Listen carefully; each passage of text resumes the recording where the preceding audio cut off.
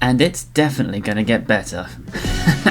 Hey guys, it's me again, and I think it's about time I finally do a more positive video this time, and yes, it's about probably one of my new favourite games of all time. That's right, you know it, you probably are sick of hearing about it already. It's Deadlock. I mean, come on, this game is getting so popular lately, and it's no surprise why, because this is just peak. This game is just peak, I'm sorry.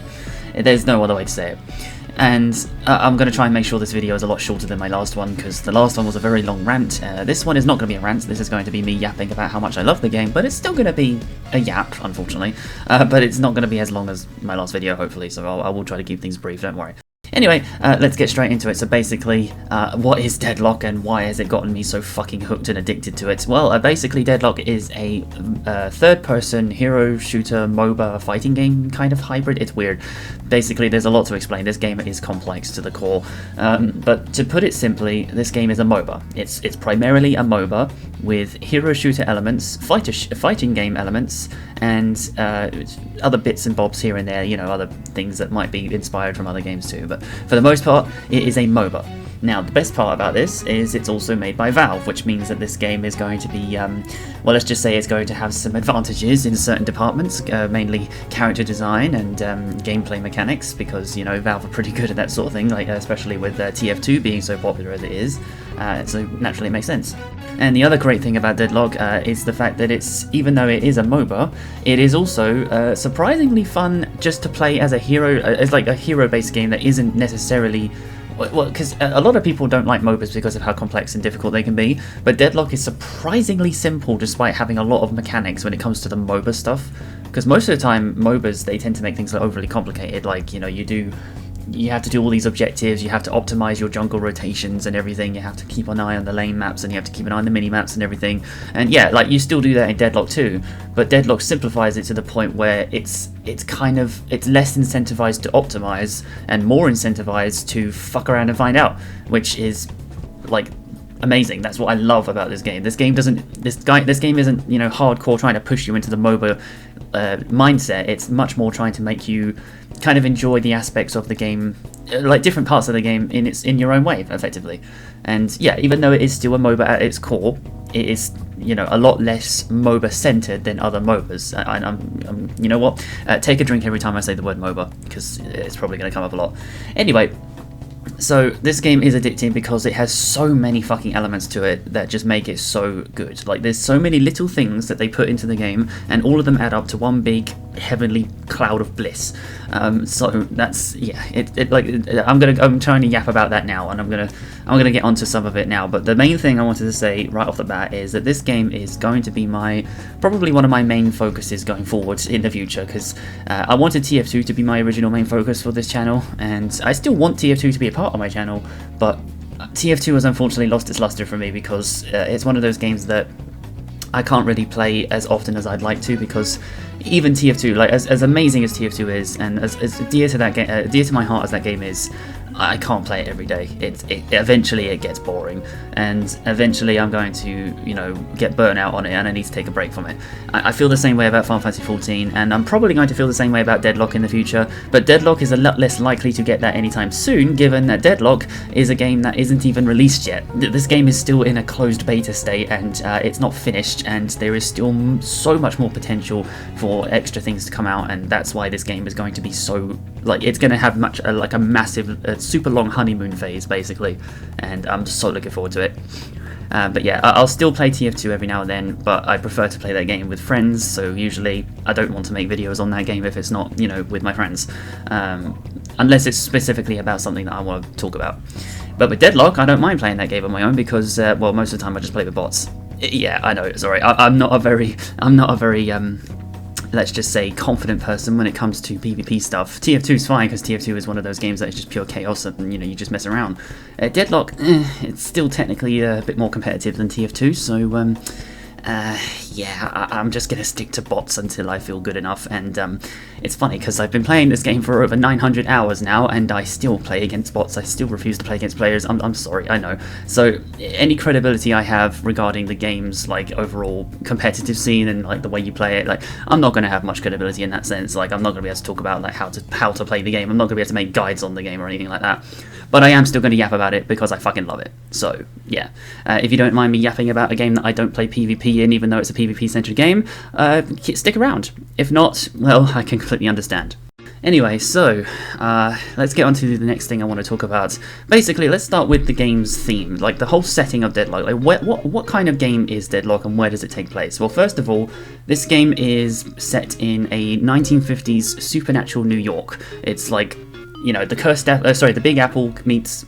Well, it's called the Cursed Apple in Deadlock because it's, you know, well, look at it, it's pretty fucking cursed now. Yeah, the Big Apple meets magic. Like, everything, like, all magical things have decided to suddenly seep into the world of New York, and boom, here we are. It's basically Stranger Things New York, sort of. Anyway, the point is, the theme of this game is honestly really just intriguing, because the original design choice they were going to go with Deadlock was actually going to be a futuristic game. It was originally going to be called something called Neon Prime, and they were originally going to go with a much more futuristic, modern look with fucking robots and, you know, hovercrafts and shit like that, whatever it was. I don't know, I didn't really see much of it, but basically, it was not going to be the exact same thing. It was going to be completely different. And I am so glad they changed their minds, because this is such a much more intriguing presence and setting than what they were originally going for. Like, if Neon Prime was just another one of those futuristic games that likes to be all, you know, high-tech and futury and stuff like that with aliens and stuff, like, you know, you've seen games that have done that recently, like Concord and High Guard, and those games have fucking flopped like no regard. And then you get Deadlock, which is based in the past, and it's based in a supernatural past, so it's even better. And then, of course, not only that, but you've also got the how do I call it? The sort of, I guess, the setting, in a way. It's even though it's based in the 1950s New York, it's still also based in a magical version of New York, which means you still get all the kind of things you'd expect from a magical fantasy game. Like, you get spells, you get characters that have weird, like, traits about them that you wouldn't normally see in real life, and you got, like, you know, I mean, look, for example, you've got a character that literally has a demon for an arm. You've got a character that is literally a demigod in disguise.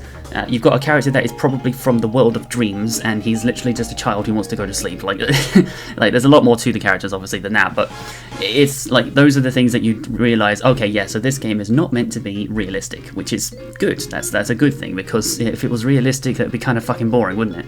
So, I'm glad they went with a supernatural vibe for this game. It's kind of similar to what they did with TF2, because TF2 has magic in it. It has marasmus of all people. Australium is a thing too. That stuff can be a bit hectic at times. So, and Saxton Hale was basically just a fucking god. Like, I mean, look at him. So yeah, like, TF2 has done the same thing. They go with a past setting, and they add some supernatural stuff to it, and even aliens. Like, aliens are involved in TF2, and I'm not sure if aliens are a thing in Deadlock. We'll get onto a particular character later, but I don't think aliens are in Deadlock, at least not yet. If they will be, great. I don't mind, but, like, technically there are aliens if you think about it, because the doorman probably comes from of his own realm, so he's probably not.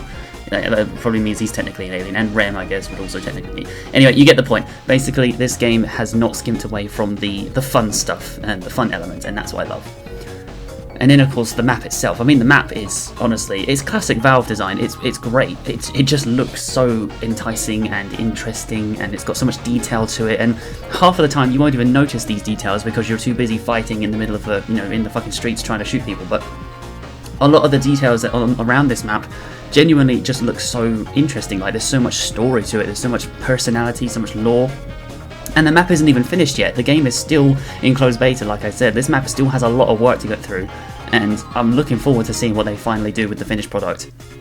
The final product is probably going to look so fucking good, and I'm so down for it. So the map is genuinely gorgeous. Like, for just a single map that you get pretty much in every game, honestly, I'm happy to keep replaying this game, like the same map over and over, because this map is genuinely, it just looks so cool. So yeah, but obviously I'm looking forward to seeing if they do more maps, of course, and also they probably will do more game modes, which I'll talk about a bit later. But basically, yeah, the maps are going to be good, cool, and I'm looking forward to seeing what else they do with it. So let's talk about the gameplay and the mechanics and stuff. So the gameplay is basically, it's not like your typical MOBA where your characters, you know, move around in set directions and you have to click on the screen to make your character move in a direction. It's not like Smite where your character just moves forward and moves forward and moves forward, really fucking boring and, you know, doing basically nothing but moving forward. No, in this game, there's a lot more to the movement and the gameplay, trust me. First of all, the movement. Let's get straight into the movement, because the movement is like the big thing about this game. Deadlock's movement is insane. It is like, it's the kind of movement that you kind of love to see in a game like TF2. Like, you got the rocket jumping soldier and you got the, you know, demo man with the sticky jumping. Like, you can do all kinds of cool tech and shit with that. But then Deadlock takes it one step further and makes it so that everyone has that movement. Every single character you play can do parkour. They can do double jumps. They can do constant dodge rolls and dashes. They can fucking fly through the air. They can wall climb. They can rebound off walls. Like, you can even buy items to increase how many times you can double jump and fucking dash through the air. Like, it's insane. Every character can do this, which is just insane. Like, the game has so much chaos to it because of how much movement there is, which is genuinely just part of the fun. That's what makes it so much more engaging. And then, of course, regarding certain mechanics, I mean, every character feels like a hero from a hero shooter, because you've got the classic, like, every character has guns, they have to reload, they have to take ammo, and you have to make sure that you are conserving your ammo carefully so that you don't reload in the middle of a fight, which would be obviously very hard. And also, I should probably mention, reloads in this game are actually really long. Like, compared to Overwatch and Marvel Rivals, the reload times for a lot of characters tend to be like almost 2 seconds long, or like more than 2 seconds long sometimes, which is actually kind of scary. Like, that's, like, you have to be careful with how you're shooting and how much how much ammo you're using, because, like, otherwise you're going to reload a lot and it's going to be very, like, it's going to be dangerous. You actually, like, this game kind of forces you to be careful with your ammo consumption, which I like that. Because that's the thing I kind of don't like about Marvel Rivals, is that even though your characters have, you know, limited ammo and, you know, they have to, you know, constantly shoot a lot, like, their reload times are so short that it's like, okay, so basically it's just like, what's the point? You might as well just have infinite ammo at that point. Because there are so many characters in games like Marvel Rivals that just have basically instant reloads, and they reload their entire ammo clip in one go. So it's like, what's the point of having ammo in the first place, you know? But Overwatch, Deadlock makes sure to make that important. Deadlock actually makes it so that ammo is important, and there are ways to also manipulate your ammo too. There are items that increase your ammo, there are items that allow you to get extra ammo through bonuses, so there's a lot of stuff you can do with it, really. And it's actually quite inviting. And then, of course, you've got the classic, let's say, I mean, the MOBA stuff in general is basically, you kill minions, you kill towers, and you kill the main objective, job done. But you've got also other things to it as well. You've got the classic jungle objectives, like jungle camps, and you've got this thing called the Spirit Urn, which is basically a capture the flag game mode. Spirit Urn is alright. It's probably a bit of an outdated feature. It's been in the game since, you know, like since it first, like, actually became playable to the public. Well, to some extent, you know what I mean. Basically, the Spirit Urn probably could do with some updates. It's a bit of an outdated objective. To be fair, the whole jungle could do with an update, because the jungle camps do have the old Neon Prime alien look to them, and that, yeah, as cool as they are, obviously they don't fit Deadlock setting, and I imagine Valve are in the process of working on that now. Like, who knows, by the time I've released this video they may have already released an update that completely changes them. Probably not, but if they do, great. So in that case, everything I've just said will be pointless. But there is one thing they add to the jungle camps that I really like, that I'm so glad that is like actually interesting, because it makes you, it actually is like a more dangerous objective that you have to be careful with, yet it's also super rewarding. And it's the Sinner's Sacrifice. These things are so good. They are actually busted. If you can get these things anytime, you do it, because these things are so valuable. Basically how it works is, you punch it.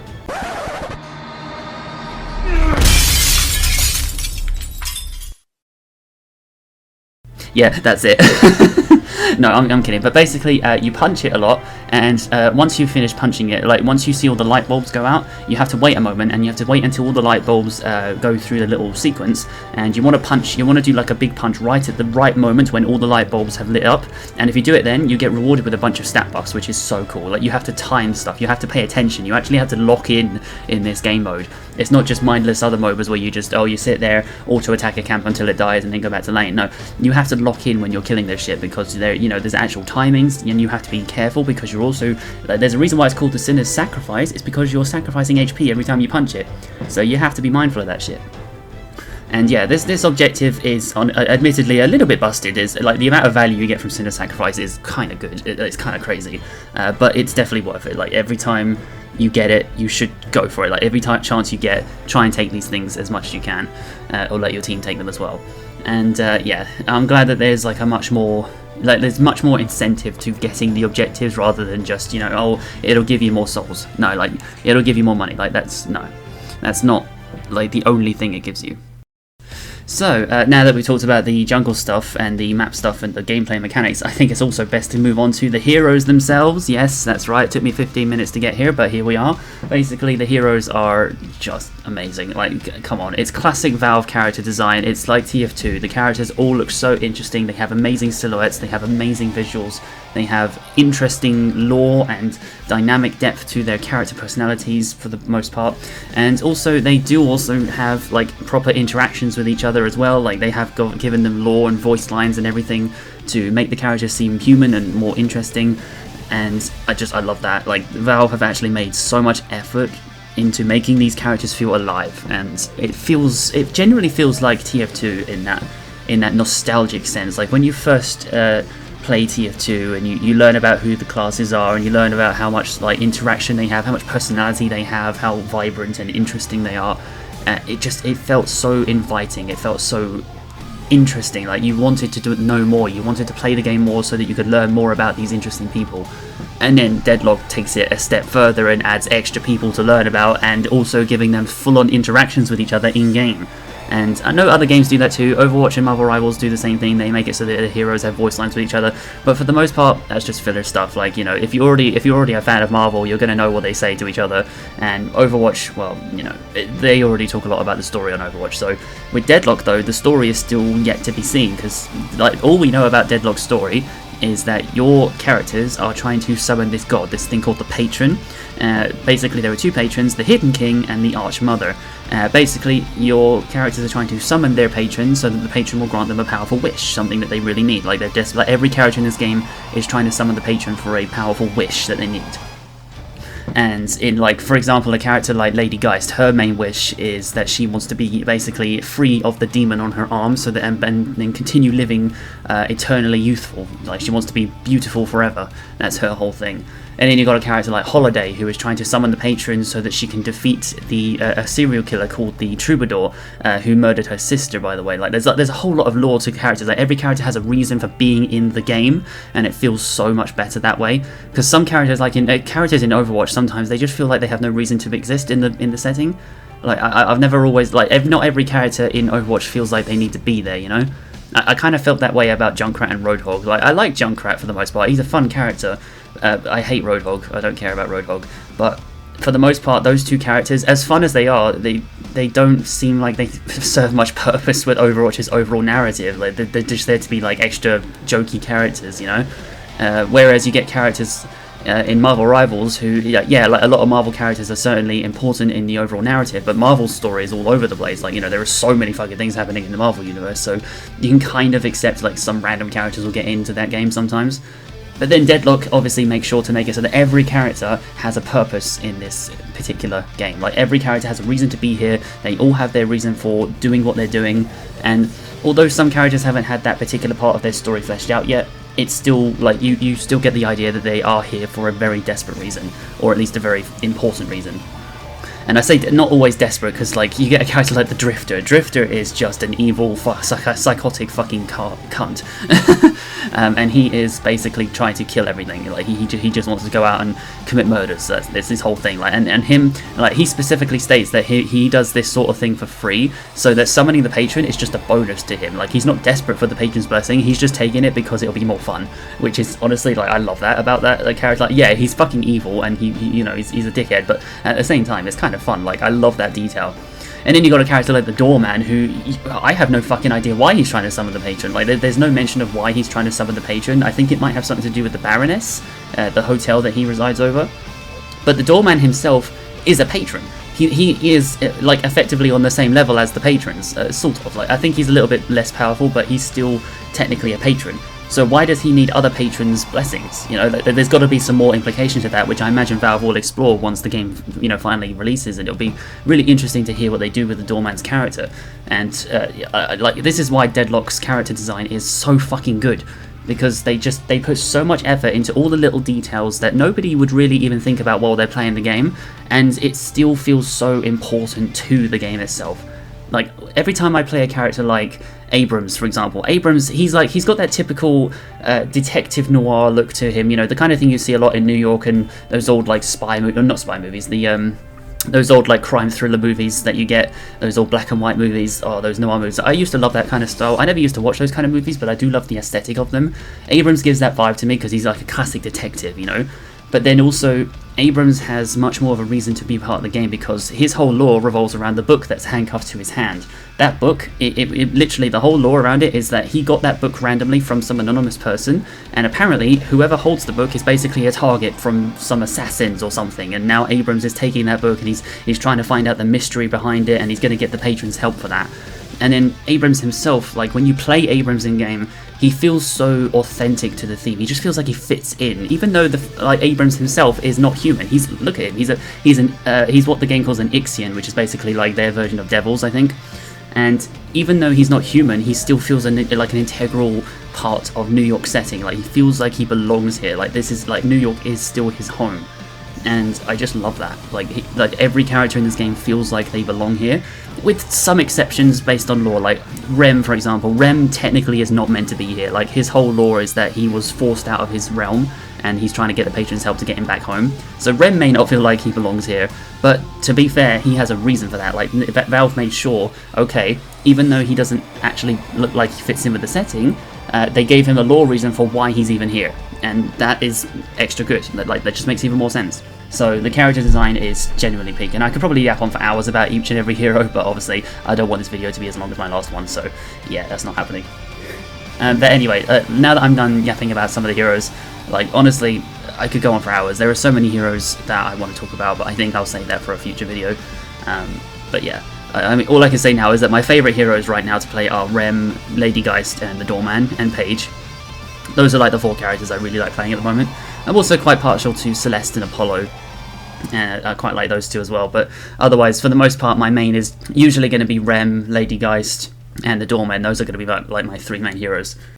Anyway, so let's talk about other stuff. So since it's a MOBA, naturally that means it's going to have items. Like, it's going to have a building system to make your character stronger throughout the game. Basically, yeah, it has the classic currency system. You kill minions, you kill jungle counts, boom, you get money. Or in this game, it's called souls. And once you get enough souls, you can buy items. Now, the thing I don't like about most MOBAs, especially Smite, they do this thing where every item has like, oh, it has this really fancy legendary name, like you're supposed to know, like it's some kind of legendary artifact, and then they give you this random amount of currency, like, oh, it's worth this specific amount of money, and you have to make sure you have that specific amount of money to buy it. It's like, okay, great, but like, it's so inconsistent and it's so hard to remember. Like, you can't keep remembering all that stuff because every item has its own unique currency in games like that, and then they have all these random names that don't make any sense to what the item actually does, you know? Like, oh, this item is called Bob's Big Stick of Bonking, and you think, oh, okay, it's probably like it's going to give your character more damage, but no, it turns out it actually makes it so that you can throw it like a boomerang. It's like, huh? Wait, that's not how a stick. Well, I mean, technically it could be, but like, if you think about it, it's like, I don't know. It's a terrible example I came off the top of my head. Bob's Big Stick of Bonking. That, honestly, if that is a real item that happens in Deadlock, I'm gonna be so fucking fun. That would be so fucking funny. Anyway. Basically, in Deadlock, the items are a lot more self-explanatory. They're a lot simpler, more interesting to understand, and even though a lot of items do have complicated mechanics, they do also make sure to make those items somewhat easy to understand and learn once you use them. For example, like a simple item would be something like Duration Extender. Duration Extender is exactly that. It extends the duration of an ability that you put it onto. Boom, like that ability lasts longer. Great. You've got items like Greater Expansion. Oh, it makes all your abilities bigger. Great, nice and easy. You've got Stamina Mastery. Oh, okay, just gives me more stamina, allows me to fly around the air more easily. Pretty simple, understandable. You've got Healbane. Okay, that's an anti-heal item. Perfect, job done. You've got Titanic Magazine. I mean, a bit of an interesting name, but it obviously means that your gun has more ammo. Done. perfect. So like that's the beauty about Deadlock, is that a lot of the items are so simple and easy to understand, especially by the pictures. A lot of the pictures also do just show straight up, yeah, that it looks like the Titanic magazine is going to give me more bullets. It looks like Healbane is going to give me anti-heal.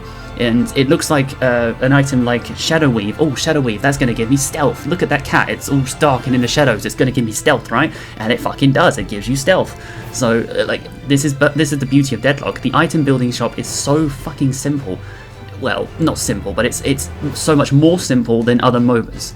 And that is what makes it more accessible for players who aren't necessarily interested in MOBA games, or they find MOBA genre too difficult to understand. Deadlock is honestly, even though this game is complex to its core, it's genuinely great for new players, like, to get into the MOBA genre, because there's so many ways to teach you how MOBAs work, and it does it so well. And then regarding the currency, every item in the game has a set currency, and there's only 4 different types. Like, that's it. Like, there's no like all these other complex different amounts of monies and things that you have to understand and all these different things. No, every item in a specific tier has the same price. So the tier 1 items, they're always 800 souls, nice and easy, job done. Then tier 2, it doubles that to 1600 souls. Tier 3 doubles that to 3200, and then tier 4 doubles that to 6400. Job done, nice and easy. Those are the only price tags you need to know. There is rumours that apparently they're going to be adding more items with different price tags, like they're going to be adding something called cursed items, I think. I don't know if that's real yet, I think it's just been leaks, but cursed items are apparently going to be more expensive versions of items, and they're going to have like extra powerful effects but at a cost of like a downside or something, which honestly, if that's happening, I'm fucking all for it. That sounds amazing. I love that idea. I love the idea of having a powerful item that you have to sacrifice something in order to get that power. Like, that, genuinely, that's rewarding to me. That feels really good. And it really changes the way you play the game too, and that's how much I love that sort of concept. So if they are adding that, yes, please, Valve, please do not stop doing that. Please do that. Please do that. Please do that, Valve. Please do that. Sorry, getting a bit excited. Anyway, the point is, the item building shop is so simple, and the currency amounts are always the same, so it's nice and easy to remember and understand. Your characters also make remarks like, oh, when your character gets a certain amount of souls, your character might say something like, oh, I should go to the shop and buy something.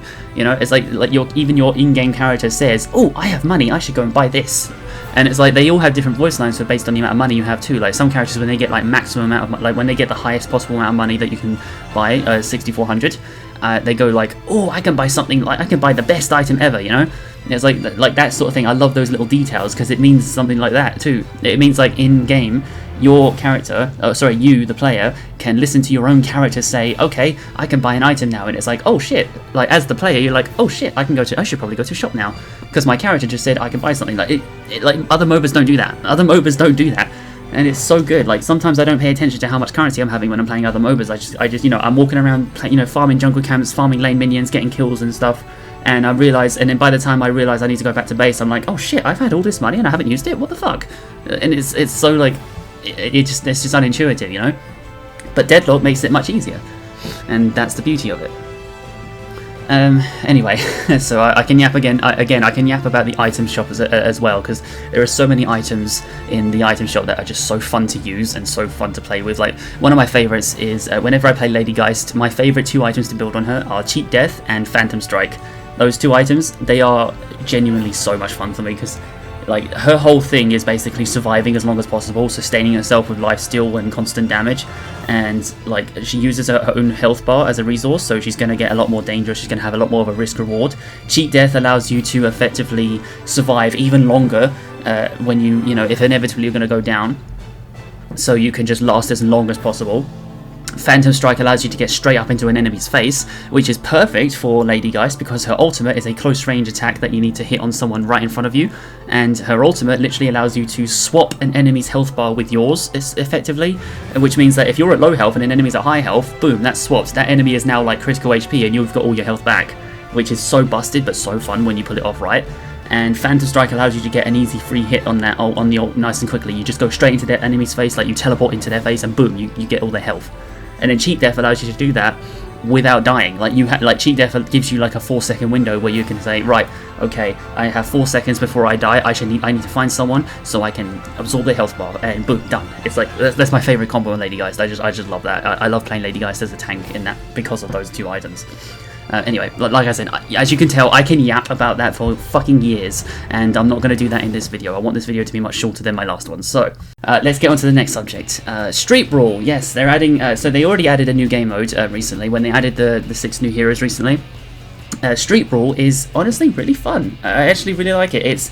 I'm not usually interested, like when I played Smite a lot, I was never really interested in other game modes. I would only really ever play arena mode or clash mode, because those game modes were just like, you know, they're quick game modes that you can play for a bit, and then, you know, they allow your heroes to level up quicker and get items quicker, and, you know, test out builds quicker and stuff like that. And it's like, you know, Conquest was never my thing in Smite, because Conquest felt like it just dragged on too long, and it was, you know, the map was too big for me. I don't like how slow the characters walked in that, so I always stuck with Arena and Clash, because they had like shorter maps and quicker item building. Street Brawl is kind of like an arena mode, but it's also an ARAM mode, which stands for all random, all something else. I think, I can't remember. It was all random. I can't remember. It basically, if I remember, while I'm editing the video, I'll put it up on screen. But basically, it's an ARAM mode that focuses on a roguelike system where you actually pick random items per round.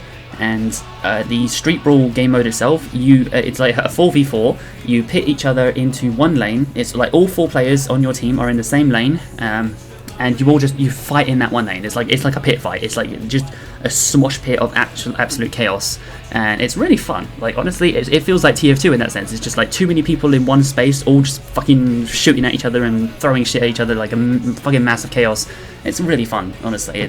It's very engaging, and it's just fun it's like a silly casual fun mode that, you know, you don't want to take seriously. Like, it's not a competitive mode in any way, especially considering it has a roguelike element to it. Like, I think adding a competitive sort of aspect to a game mode like that would be a bit bad, because it's a very random focused game. It's a very chaotic focused game. You know, if you want it to be competitive, you need to have less chaos. And Street Brawl, you know, embraces the chaos. It wants it to be silly and fun and casual. So the roguelike element is really fun too, because you pick random items at the start of each round, and of course, based on the items you pick will completely depend on what kind of playstyle you're going for, or what you want to build around. And you also level up your abilities in different orders too, so, you know, you can change the way you play every game. And of course, Street Brawl also has the extra specialty of adding enhanced items and legendary items. Enhanced items are basically like the regular items, but with much boosted, like super boosted stats. Like, everything is so much more stronger on that item. Enhanced items, if you get the chance to get an enhanced item, do it. Even if it's a bad item, honestly, it would probably benefit you if you still get it. But you can also have the option to reroll, so it's not that bad. So you could try and reroll it into something better. And then, of course, you've got the legendary items. Legendary items are like, they're unique to Street Brawl at the moment. They might add them, I'm assuming they're going to add them in other game modes too, hopefully. But yeah, basically, legendary items are like these super unique items that you can only get in Street Brawl, and they have a rare chance of dropping. But if you get them, they are fucking busted. They are absolutely balls to the wall nuts. Because a lot of them can just do really obscene effects. Like, there's an item called Frostbite Charm, where you can imbue it on an ability, and that ability gains a massive boost to its power. It gains 50% cooldown reduction, and it applies a powerful freeze to the enemies you hit with it, which, fucking hell, like that's gotta be busted. And then you've got another item called Celestial Blessing, which allows you to completely remove all debuffs to your entire party, no matter where the fuck you are on the map. Literally, you could be on the other side of the map, and boom, your entire party, the moment you press that button, they get a ton of healing, and they get debuffs removed. Like, what? like that is clearly stupidly broken. And I'm glad that it's only in Street Brawl, because Street Brawl is meant to be chaos, and it's meant to be stupid fun, and it's not meant to be balanced, which is good. Like, I'm glad that the Street Brawl is not meant to be too balanced. Which is funny, considering that a lot of heroes and items do actually have their stats adjusted specifically for Street Brawl, probably to like make sure that they don't get too busted, because there are definitely some heroes that are way too strong in this mode compared to others, so it makes sense that they'd have to tone some of them down, or they'd have to tone some up to, you know, help them level up, balance out in that respect, to make sure that a hero isn't completely useless, you know, compared to others. But at the same time, it is still a chaos mode, it is still completely just random fun, and yeah, it's great. I'm glad they added this game mode, because it will improve the longevity of this game for both casual players and hardcore players. Like, the casual players, they can go into Street Brawl, dick around with their friends and have a good blast of a time, and then hardcore players, they can go to the regular game mode, do all the competitive shit, optimizing their builds and shit, and carry on doing their MOBA style things. Which is great. Like every player who enjoys a particular kind of way of playing has something to do in this game, which I fucking love. Like, this game has so much accessibility to it, which is, well, except for people who play on console. Yeah, that's the only downside. Is the game doesn't work really well with controllers and console, unfortunately. I don't know if they're planning a console release. I'm going to assume not, because it wouldn't really work. But if they are somehow planning a console release, good luck. I don't know how that's going to work. But yeah, and then there's also the idea that they're going to add more game modes in the future. Apparently, again, according to leaks, I don't know if this is true, but according to rumours, they might be adding a PvE mode that is very similar to Man vs. Machine, which, if that is also the case, yes, please, Valve, please, yes, do that immediately. A PvE mode in a game like this would be absolute stellar. I would love that. I've always loved Man vs. Machine in TF2, especially playing it with friends. We like to, you know, try and get the Australians if we can, but also we just play MVM to dick around, play with different weapons and all that, and just have a good blast of a time shooting bots. You know, it's nice and casual and nice and fun, and honestly, Man vs. Machine is really fun. Even though it hasn't gotten that many updates lately, it's still really fun in TF2, so Man vs. Machine, if they do anything like Man vs. Machine in Deadlock, I'm genuinely, I'm gonna scream for joy. I'm probably just going to explode with laughter. But yeah, if they do add a game mode like that, wonderful. Please do, Valve. Please work on that, Valve. We will happily wait for you to do that, please, as long as we don't have to wait too long, obviously. But yeah, and there's other potential future additions they could add. Like, obviously they can add more items, more heroes, all the usual stuff. They could potentially do more maps. I imagine eventually they're probably going to work on doing a unique map for Street Brawl, which would be really nice, because currently right now Street Brawl uses the same map as the core MOBA game mode, which is fine, because the core map is still good and it still functions the way that the Street Brawl game mode is meant to function. But I imagine eventually they're going to get around to doing a unique map for Street Brawl, which, yeah, would probably be a good idea, and it would probably look really good too. Like, I'm looking forward to seeing how they do it.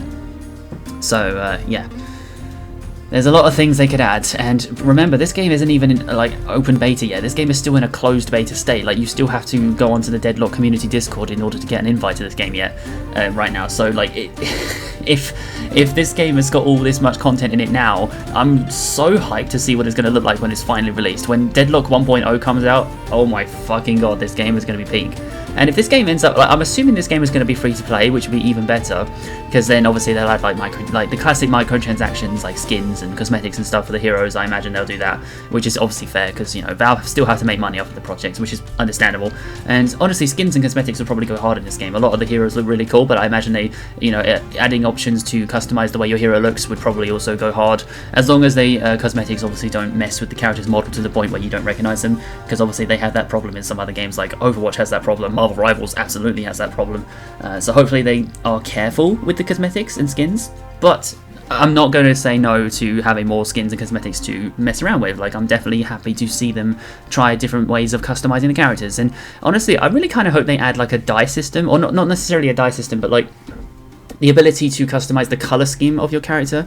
Like, maybe you can unlock color schemes for your character if you master them. Like, if you get like a certain level like in that hero, like you played the hero enough times to the point where you feel where your character's level goes up, then you get like unlocks for their like color schemes, like different recolors for their default skin or something like that. Or maybe you even get the straight up ability to just straight up customize the actual color itself. Like you get those like paint wheel slider things where you can straight up give them specific RGB values or something. Like, that would be probably not happen. Like, that's probably not going to happen. That would probably never happen. But it would be so cool if they did. Like, if they allowed you to customize the color scheme of your characters, it would probably look a bit silly in some aspects. Like, I imagine people will go with the stupidly bright like lime green and hot pink colors like they do in TF2, but it would still be cool. Like, it would be a great customization feature. Maybe they should recommend, like, or not recommend it, maybe they should consider it at least. But if not, that's still fine. I'm happy with them, even if they just do something simple, like if they just give hats to characters, because like that's what they did with TF2. They started with just hats, and then they started moving on to more like body cosmetics, which honestly, if they do that for this game too, I'm not going to complain. I think that's going to be great. So yeah, please Valve, do keep working on this game. We want to see more of it, and I think this game will probably end up being Valve's next big future game. Like, this is going to be the next big game, like the big esport even. I think this game is going to have a massive esports scene, and this game is going to be so lucrative when it comes out. Like, Valve are going to be making absolute bank off of this game, and they already make so much bank off of Dota and TF2 and Counter-Strike. So like, they're making yet another game to make them billions and billions of quid of currency, of whatever currency they use, because, you know, I know they come from different regions. But anyway, the point is, Deadlock is peak. That is the entire point of this entire video. Deadlock is peak, and if you get an invite to play the game, you should fucking do it. Please play it. Give it a try. At least attempt it for like a few hours. See what the heroes are like. Try the game out. Do the street ball game mode. See how much fun and chaotic it is. Just give it a try. At least, like, play at least 3 hours. That's what I'd recommend. At least 3 hours. At minimum 3 hours. If you play at least 3 hours of the game and you find that you don't enjoy it, fine. Don't worry about it. You know, it wasn't for you, that's fine. Go back to your regular games, like whatever you like playing. But if you find that after 3 hours you actually kind of enjoyed the game to some extent and you want to see more of it, then please commit to it. This game is worth it. It is worth the commitment, it is worth the time, and even though it might be a bit daunting at first, I promise you this game gets way better the more you play it. I've got 900 hours in this game right now, and I'm still learning new build combos and item combinations for heroes. Like, I'm still learning how to do different playstyles with heroes. I'm still learning how to try different things in the game. I'm still learning how to optimize my rotations and play different ways. Like, I'm still learning so much, and I've got 900 hours in the game. And yes, I know I said earlier that I only play against bots, but even against bots I'm still learning so much, and it's to the point where like even the bots help me understand the game's fundamentals, because this game has so much to do. It's like, it's a MOBA with so much in it, which is just like, this is my dream game. I think this is my dream game. I originally said that about Marvel Rivals. I thought Marvel Rivals was going to be my dream game because, oh, it's a hero shooter based on an IP that I really like. No, sorry, Marvel Rivals. Deadlock just came in and said, fuck that podium, this is mine now. And I'm like, yes please, thank you Deadlock, I love you. Please don't change. Well, do keep changing, obviously, but you know, don't change in a bad way. Yeah, that makes sense. Anyway, you get the point. This game, love it. So, right, now this video is already much longer than I wanted it to be, so I'm gonna just get onto the straight closing thoughts part now. I'm gonna yap about the content that I want to do for the game going forward. I'm probably going to do lots of different things. I'm gonna try. I was thinking of doing just regular gameplay videos, just playing the heroes, and I might also finally give PvP a try. Don't worry, I'm not just gonna do bot matches in my videos. I know that'd be boring, so don't worry. I will do PvP in my videos. I promise. I will begin to muster up the courage to do that, because yeah, I do need to. I've always had proper social anxiety when it comes to PvP games. Like, TF2's not been so bad for me because, like I said, it's a very fun, casual, silly game. Nobody takes it seriously. But with Deadlock, a lot of people do take this game very seriously, and I have to keep that in mind when I'm playing a game like this. Like, I want to play the game casually to my own silly level, and as much as I love the street ball game mode, I don't want to play it all the time. Like, I do enjoy the core game mode as well. So I want to play the game properly, but also in my own way, I guess. Like, basically, once I muster up enough courage to, do PvP, I'll do videos on it, and I'll do gameplay, and great, we'll hopefully have a good time. I also had an idea for maybe doing silly build ideas as well, which again may not be great for people who want to play the game seriously, but I do want to make sure that my rank in the game stays low, because this game has a default ranking system.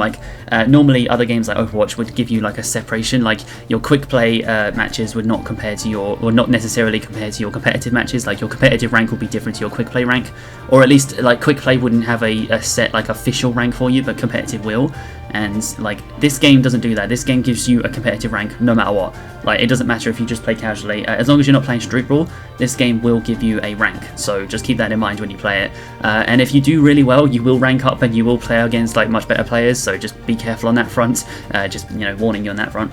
Which is why I'm a little bit worried, because if I do end up getting really good at the game, I want to make sure that I'm still enjoying it and I'm not playing against sweats that are fucking pumping lead into me every 12 seconds. So yeah. Just want to make sure that I have the courage to play the game consistently and in different ways, and I want to play the game in different ways, and I want to build different item combinations on different heroes. And yeah, I'm probably going to get flamed a lot for the kind of build ideas I have, but I want to experiment. This game is all about encouraging experimentation and flexibility, and it incentivizes you and somewhat rewards you for trying things out of the box, because sometimes it works. This game is honestly there's a lot of crazy techs you can do in this game, so if you think it'll work, just go for it.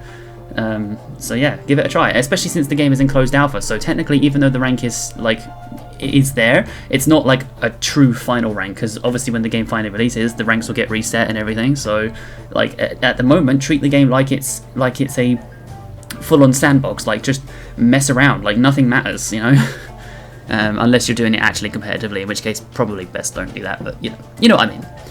So anyway, I will do gameplay videos on it. I will probably, hopefully, do like live commentary gameplays where I just, you know, dick around and play with the hero I like, maybe dick around with a funny build and see what happens. I also have ideas for talking about certain heroes and the way you can play them. I also have ideas for item combinations and like how to use the item shop effectively and like stuff like that. Like I'm not going to make full-on guides, but I'm probably going to do like videos where I show off interesting things you can do with the heroes and the items that you build on them. You know, that sort of thing. So, you know, just fun stuff like that. Like I'm not a competitive player ever. So if you want me to give you competitive advice, no, sorry, not happening. Find someone else. Find more competent people. Like there's definitely YouTubers out there that are much better at like giving you proper advice about the game. Like there's Andrew Chicken. Andrew Chicken's a good choice. He's very descriptive. I quite like his informative videos. There's SK. SK plays it. Definitely check out her videos. She's really good. As far as I know, there are other ones like I think. There's Deathy, I think. Is Deathy? I had to look that up. I can't remember off the top of my head. But apparently Deathy has really good builds. Like if you want to play like proper competitive optimized builds, I think Deathy has some really good ones. So yeah, check out some of those YouTubers. Be careful with Metro, by the way. Yeah, there's some controversy around that guy, so just be careful with him. But otherwise, yeah, there are definitely YouTubers out there that are much better at giving you competitive advice. So definitely check them out. I'll even probably leave links in the description for you if you want them. Otherwise, if you're here for just casual, silly fun and you want to just mess around and try different things, then please stick around because I'll definitely do videos on that. You know, should be quite fun.